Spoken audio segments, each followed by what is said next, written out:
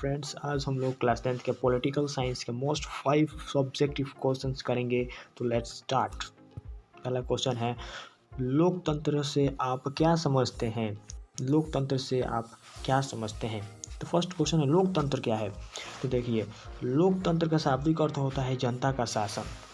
लोकतंत्र अर्थात जनता का शासन, तो अर्थात ऐसी शासन व्यवस्था जिसमें जनता का शासन जनता के द्वारा तथा जनता के लिए होता है, उसे हम लोकतंत्र कहते हैं। मतलब कि लोकतंत्र शासन व्यवस्था एक ऐसी शासन व्यवस्था है जिसमें जनता का शासन जनता के द्वारा तथा जनता के लिए ही किया जाता है, उसे हम क्या कहते हैं? लोकतंत्र। यह राष्ट्रपति, अमेरिका के 16वें राष्ट्रपति अब्राहम लिंकन ने यह परिभाषा दिया था कि जनता का शासन जनता के द्वारा तथा जनता के लिए किया जाता हो, उसे हम लोकतंत्र कहते हैं। नेक्स्ट क्वेश्चन, नगर निगम के किन्हीं 2 कार्यों का वर्णन करें। देखिए, नगर निगम के प्रमुख 2 कार्य निम्नलिखित हैं।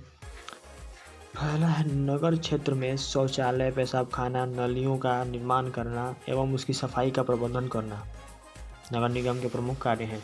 पहला कार्य क्या है? शौचालय बनाना, पेशाब खाना बनाना, नलियों का निर्माण करना एवं उसकी सफाई का प्रबंधन करना भी नगर निगम का कार्य है। दूसरा है प्राथमिक विद्यालय एवं पुस्तकालय की स्थापना एवं उसका व्यवस्था करना। मतलब कि क्या? प्राथमिक विद्यालय और पुस्तकालय, इन दोनों की क्या स्थापना करना भी नगर निगम का एक प्रमुख कार्य है। उसके बाद है लोगों के लिए शुद्ध पेयजल उपलब्ध कराना। तो लोगों के लिए शुद्ध पेयजल उपलब्ध कराना भी नगर निगम का एक प्रमुख कार्य है। तो चलिए नेक्स्ट क्वेश्चन, क्या शिक्षा का अभाव लोकतंत्र के लिए चुनौती है?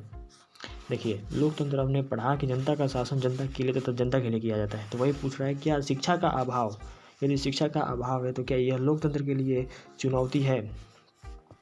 तो हाँ, यह चुनौती है। कैसे है? देखिए, लोकतंत्र की सफलता नागरिकों के शिक्षा पर निर्भर करती है। तो जो लोकतंत्र की सफलता है वह नागरिकों के शिक्षा पर निर्भर करता है।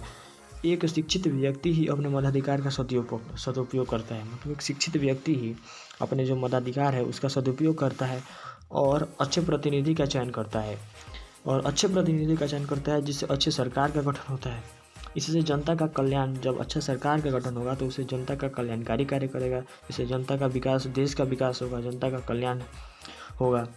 परंतु शिक्षा के अभाव में लोकतंत्र अपने उद्देश्यों को पूरा नहीं कर पाता है, क्योंकि जब शिक्षा का अभाव होता है तो अपने मताधिकार का सदुपयोग नहीं कर पाता है कोई भी व्यक्ति, इसके कारण लोकतंत्र अपने उद्देश्यों को पूरा नहीं कर पाता है और असफल हो जाता है। इस प्रकार शिक्षा का अभाव लोकतंत्र के लिए चुनौती है। अर्थात कि क्या? लोकतंत्र की सफलता के लिए नागरिकों का शिक्षित होना अति आवश्यक है। चलिए नेक्स्ट क्वेश्चन, गुप्त मतदान पत्र क्या है? गुप्त मतदान पत्र क्या है? देखिए, मतदान पत्र वह दस्तावेज है जिससे मतदाता अपने मताधिकार का प्रयोग करते हैं। मतलब मतदान पत्र वह दस्तावेज है जिससे मतदाता अपने मताधिकार का प्रयोग करते हैं। अगर इसे गुप्त रूप से प्रयोग किया जाए तो इसे गुप्त मतदान पत्र कहते हैं। मतलब कि जो मतदान पत्र होता है वह दस्तावेज होता है जिससे कोई मतदाता मताधिकार का प्रयोग करता है, अपने मताधिकार का प्रयोग करता है, और इसे ही अगर गुप्त रूप से किया जाए तो इसे हम गुप्त मतदान पत्र कहते हैं। चलिए नेक्स्ट क्वेश्चन एवं लास्ट क्वेश्चन, जिला परिषद के 3 कार्य लिखें। जो जिला परिषद होता है उसके 3 कार्यों को लिखना है। तो लिखेंगे, जिला परिषद के किन 3 कार्य निम्नलिखित हैं, वह कौन कौन से हैं लिखेंगे। देखिए, ग्रामीण सड़क एवं पुल निर्माण एवं यातायात की व्यवस्था करना। देखिए, जो ग्रामीण सड़क होता है उसका वह किसका कार्य होता है? जिला परिषद का कार्य होता है, उसका निर्माण कराना। पुल जो होता है, पुल का निर्माण कराना भी जिला परिषद का कार्य होता है, एवं यातायात की व्यवस्था करना भी नगर निगम भी जिला परिषद का कार्य होता है। चलिए दूसरा है प्राथमिक एवं माध्यमिक विद्यालय एवं पुस्तकालय की स्थापना करना एवं उसकी देखरेख करना। जिला परिषद का यह भी कार्य होता है कि वह प्राथमिक एवं माध्यमिक विद्यालय के निर्माण करे और पुस्तकालयों का निर्माण करे और उसका देखभाल भी करे। और तीसरा है प्राथमिक स्वास्थ्य केंद्रों की स्थापना करना। मतलब कि अस्पतालों का निर्माण करना भी जिला परिषद का प्रमुख कार्य है। चलिए